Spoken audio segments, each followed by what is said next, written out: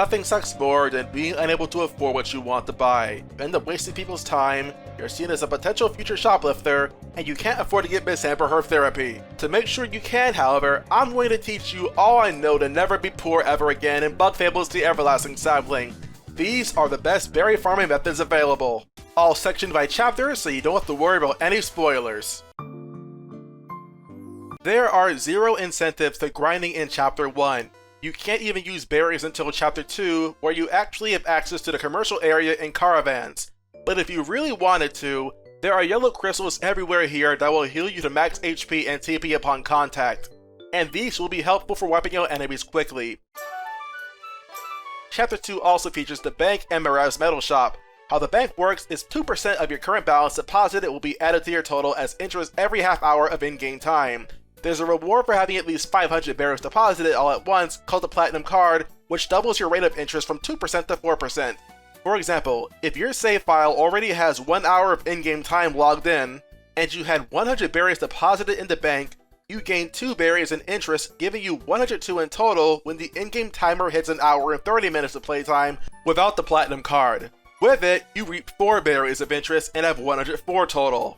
It's an okay method for making berries long term, but be aware that there's a 50 berry fee to open an account. I can't tell you how many people I've seen open up their accounts thinking that would be counted for interest, just to later on find that they didn't make any interest back at all. As for Mirav's shop, the only metal here that will help make grinding any faster is hard hits, which doubles the berry reward whenever you win a battle against regular enemies. There really aren't many ways of grinding here beyond finding a loadout of enemies you can beat in round 1, then retreating to heal if necessary. As such, there are no hard numbers to share regarding berry yields either. There's of course the off chance you encounter a golden seedling if you fight a loadout with an enemy in the seedling family like acornlings, but I already have a video showing you how you can defeat them guaranteed, so instead I'll refer you to that video to watch after this video is over. You can also buy aphid eggs for 2 berries and sell them as fried eggs for 3 berries after cooking them. But that's so slow, it really isn't worthwhile to do. Bushes also can hold guaranteed berry drops, and some exist in the Golden Path, which reset upon reloading the room. The most notable ones are these 3 bushes at the start at the second room of Golden Path. They all have a guaranteed chance to drop 1 berry, and the chance to drop an extra berry, netting an extra 3 to 6 berry reward every time. They're right next to the entrance of the room, so it's very easy to reload and cut them over and over. I'd like to thank Isosceles and Elutran for sharing these tips, as well as various members from the Bug Fables Discord server who helped me compile this information. To start, there's the theater, available at the start of Chapter 3, which I really do not recommend. This is a 3-battle gauntlet that rewards you with 30 berries at the end. It's pretty slow, and a loss at any given moment in the gauntlet will leave you with absolutely nothing. But the real sin? Ruining the magic of cinema for countless children in the audience. You monster! Once you arrive in Defiant Root, a quest becomes available which allows you to cook crispy donuts which cost 8 berries to buy ingredients for and make, but can be sold for 13 berries to Sandy, who sits not very far at all from where you do your cooking. In case you're wondering, Sandy is a merchant in Defiant Root. She's right here. Alternatively, you can also open up this gate linking the Lost Sands to Golden Settlement. Every time you travel through this gate, a nearby bush always holding a 5 berry will reset. Run up to the bush, cut it down, run back through the gate, rinse and repeat. Special thanks to Coop for sharing this method in his level 0 Bug Fables challenge playthrough. How much faster this is, I can't say with scientific accuracy, but the advantage to grinding berries this way is that you don't need berries to start grinding, and it generally can be done on autopilot more easily. Just be aware that if your menuing is good, crispy donuts typically are a faster method of grinding berries. You can also begin the quest from Carmina to battle the Spy Cars Master scattered across Bulgaria, which will be vital to one of the best methods of berry grinding come Chapter 4. Just so you cannot complete it until after you finish the Honey Factory, because you cannot battle Crow until after that. After the Honey Factory is cleared though, many more methods of grinding berries will open up to you. Let's elaborate on them all. Between grinding in Chopper Cave and Spy Cars, both are very viable methods of grinding berries. I'd say Spy Cars are faster, as in a matter of minutes, you can get a net profit of 125 berries from winning a single tournament. Even if this wasn't faster, you get a crystal berry upon your first win, so you may as well do it at least once. And it isn't hard to win consistently if you have a strong deck of cards to play. I may make a video on spike cards in the future detailing how you can win consistently, but remember that this is at large a luck-based game, so inevitably you will have sour spells, but that's a risk you'll just have to take. Alternatively, the Chomper Cave with hard hits is risky to grind in, but the berry reward here is just immense. Especially if you play under certain conditions, it isn't uncommon to fill your wallet to near half of its max after cleaning the chompers out. What makes this area so dangerous though is that chomper brutes hurt a ton. Even when Leaf's Icefall makes extremely quick work of regular chompers. Even then, tactical use of Deep Taunt and Bubble Shield Light will render chomper brutes harmless, as every member of the chomper family can only strike one target at a time. And their susceptibility to being frozen can be exploited extremely harshly by Frigid Coffin, so this is a very viable means of grinding a lot of berries in very little time.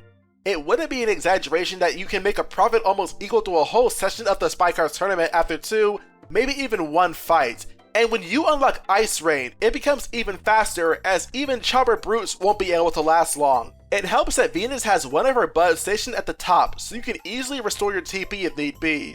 A few other options for grinding in the BOSS and Cave of Trials also open up, but unless you have a solid plan for getting far, you really can't expect to come up with very much in return. Especially not in the Cave of Trials, which I do not recommend grinding in, as it's pretty slow, with the only real benefit to it being that no matter what happens, all of your items are refunded and you still gain berries even when you lose, provided you make it far enough.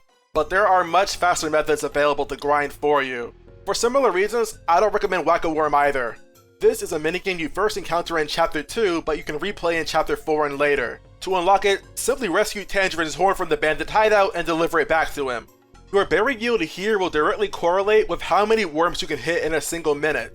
And with only 1 berry per worm, there's really only one good reason to bother with this minigame, and that's the Heart Berry, a reward you get for your first time getting at least 25 worms in Whack-A-Worm. A bounty called Sealing King becomes available to fight as you're able to learn Ice Rain after defeating the Watcher. You can technically do this in Chapter 4, but let's be real. No one in their right mind would just leave without the artifact.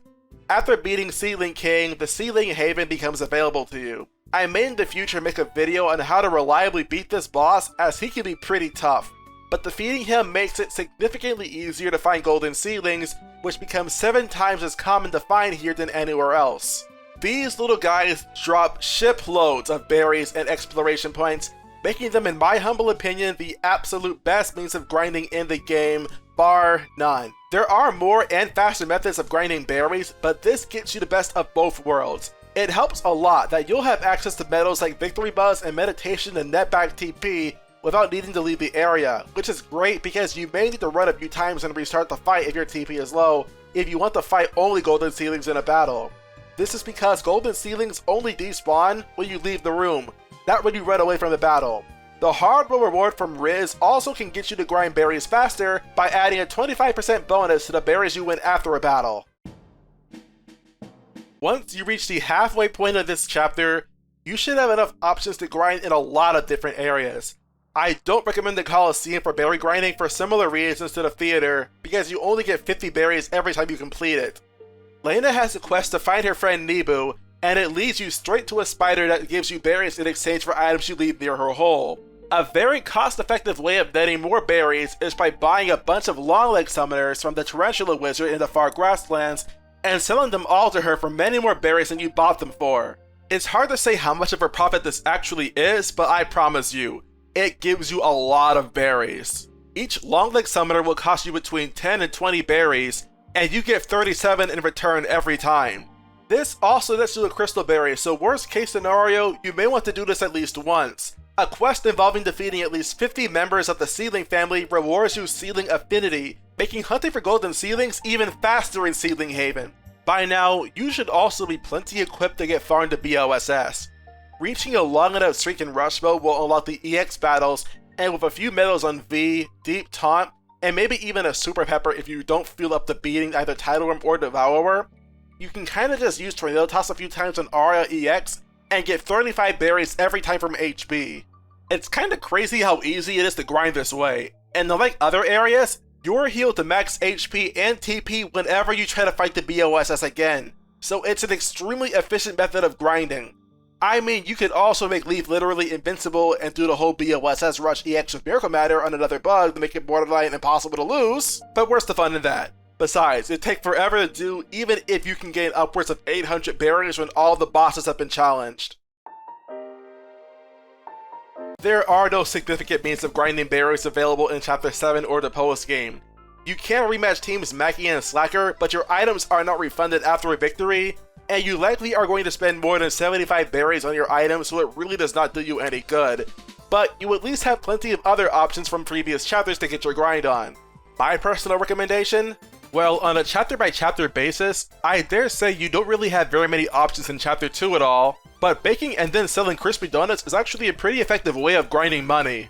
When you reach Chapter 4, I would actually highly suggest using spy cars to grind. As lucrative as Chomper Cave is, it really isn't that great unless you're playing with Luigi rules. And by the time you get Berry Finder, you may also just grind the golden seedlings. Remember, even if you can increase berry drops from enemies, it's entirely random. Sometimes you'll get more, sometimes you'll get less. And even though item drops can be a nice bonus, they do not compare whatsoever to tangy berries from the golden seedlings in the Seedling Haven. It's really no contest. Though while that's the best of both worlds right there, if you only care about getting berries quickly, Long Leg Summoners to the Spider in the Forsaken Lands is easily your best bet. Because let's be real here, you really cannot beat 300 berry profits when your luck is below average.